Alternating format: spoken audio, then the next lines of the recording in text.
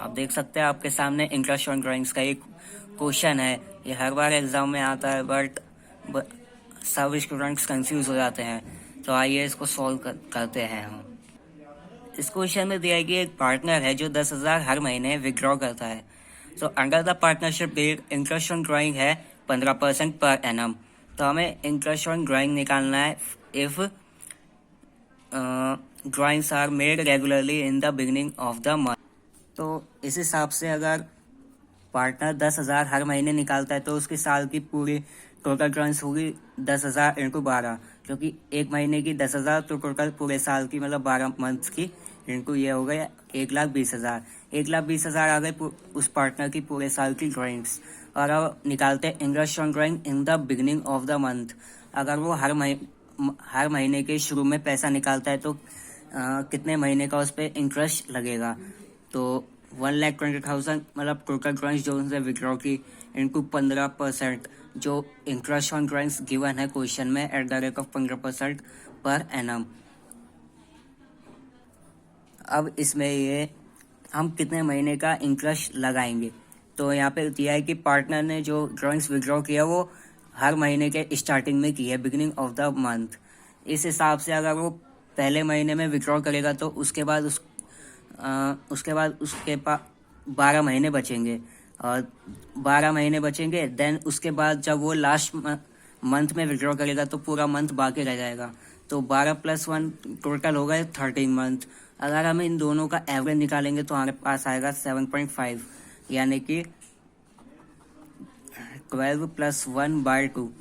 इसको सॉल्व करके हमारे पास आया 7.5, मतलब 7.5 महीने की उस पर ब्याज लगेगा।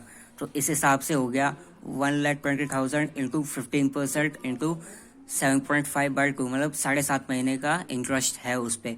तो इसको सॉल्व करने के बाद हमारा जो इंटरेस्ट ऑन ड्राइंग्स निकल के आता है वो आता है 11,250।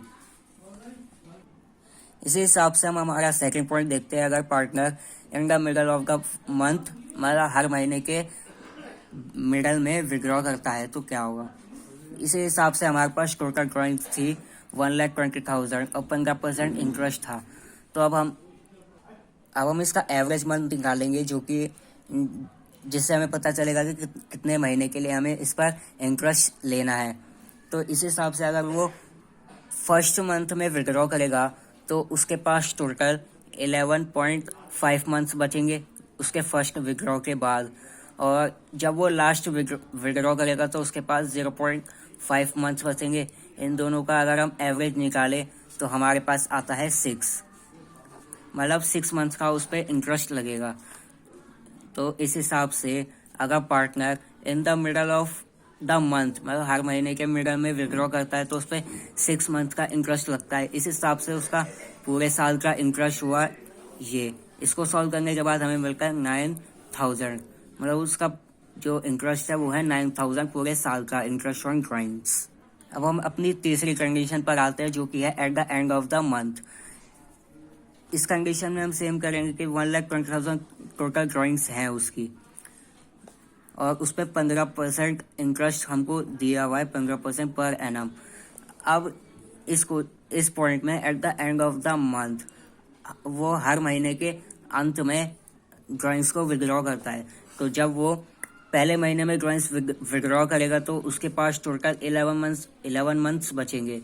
और जब वो लास्ट मंथ में विड्रॉ करेगा तो उसके पास 0 मंथ बचेगा, क्योंकि ईयर जो है वो एंड हो चुका होगा। तो जब हम इन दोनों का एवरेज निकालेंगे तो हमें मिलेगा 5.5, मतलब 5.5 मंथ्स का हमें इंटरेस्ट लेना है उससे।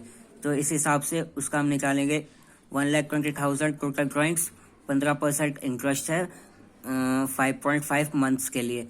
तो इसको सॉल्व करने के बाद हमारे पास आता है 8,250, जो कि एक्चुअल में उसका पूरे ईयर का इंटरेस्ट ऑन ड्राइंग है जब वो हर मंथ के एंड में विड्रॉ करता है अपनी ड्राइंग्स।